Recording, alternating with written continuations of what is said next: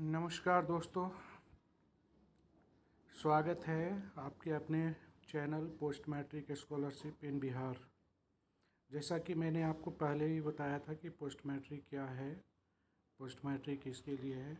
मैं आपको एक डेमो के तौर पर दे रहा हूँ कि पोस्ट मैट्रिक क्या है। तो पोस्ट मैट्रिक स्कॉलरशिप बिहार सरकार द्वारा SC ST OBC अल्पसंख्यक वर्ग के छात्रों के लिए को उनकी शिक्षा आर्थिक सहायता प्रदान करने के लिए शुरू की गई एक योजना है।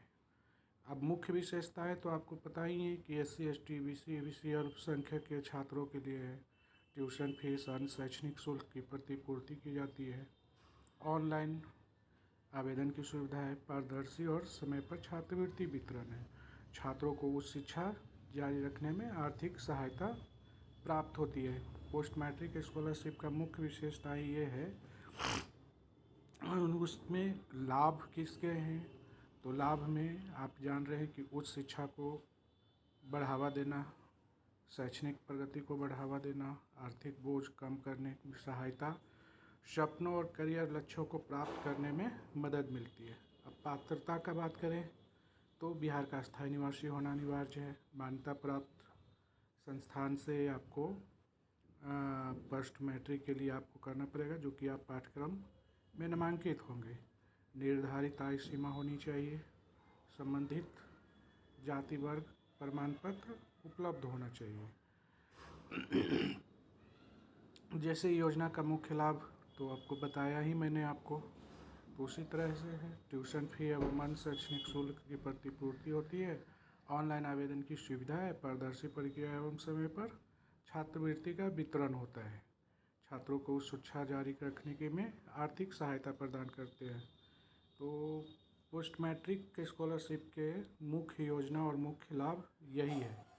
इसको अगर आपको कहा जाए कि ऑनलाइन आवेदन की प्रक्रिया, तो आपको इसमें दिया हुआ है कि आपको PMS पोर्टल पर रजिस्ट्रेशन करना है।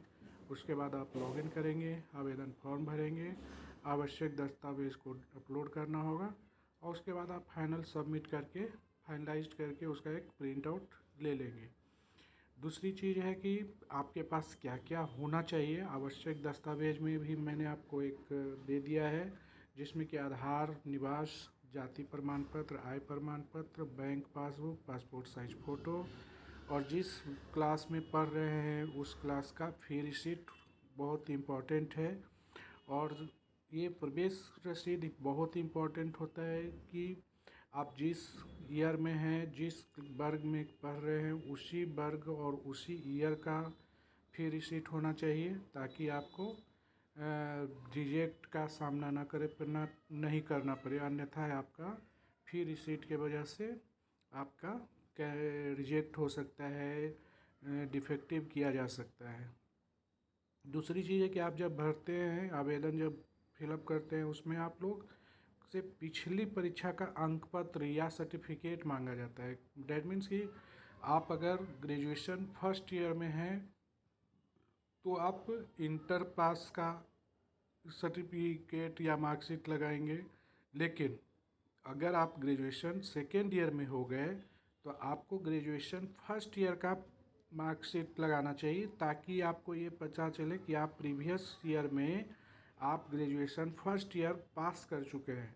लेकिन बहुत सारे बच्चे क्या करते हैं, जैसे कि 24-25 में हमने देखा है, उसमें आप लोगों ने क्या किया है कि आप 24-25 में हो ग्रेजुएशन सेकेंड ईयर में, तो आपने इंटर का मार्कशीट लगा के रखा है। इस प्रकार से आपका संस्थान जो है आपको रिजेक्ट कर देगा।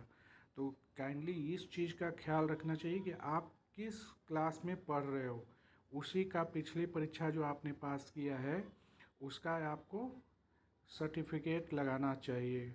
ऐसे में आपको और पूरा जब खुल जाएगा तो मैं आपको डेमो करके बताऊंगा कि आप इस तरह से आवेदन करें, ताकि आपको किसी तरह का दिक्कत ना हो। अब आप देखें इसमें कि ऑफिशियल पोर्टल का भी मैंने वेबसाइट लिख दिया है। स्कैन करेंगे तो PMS पोर्टल भी खुल जाएगा। और किसी भी तरह का आपको समस्या या कुछ भी हो तो आप इस के माध्यम से जो है आप हमसे सवाल जवाब कर सकते हैं। आपका मैं कमेंट करूंगा और जिस तरह का कमेंट्स आएगा मैं कोशिश करूँगा कि उसी टाइप का आपको वीडियो बना करके आपके लिए प्रस्तुत करूँ। धन्यवाद। और सबसे मेन बात है कि मेरा वीडियो को लाइक कीजिए और सब्सक्राइब कीजिए, ताकि सब्सक्राइब करेंगे तो मैं आपको लाइव डेमो दिखा पाऊँगा। अपना वेबसाइट खोल करके मैं आपका एक दिन का सेशन का पूरा क्लास ले लूँगा, जिसके वजह से आप जो है बहुत ही अच्छे तरीके से आपकी जानकारी उपलब्ध करवा सकूँगा। धन्यवाद। फिर मिलते हैं आपको नेक्स्ट वीडियो में। इस वीडियो को लाइक एंड सब्सक्राइब करें। धन्यवाद।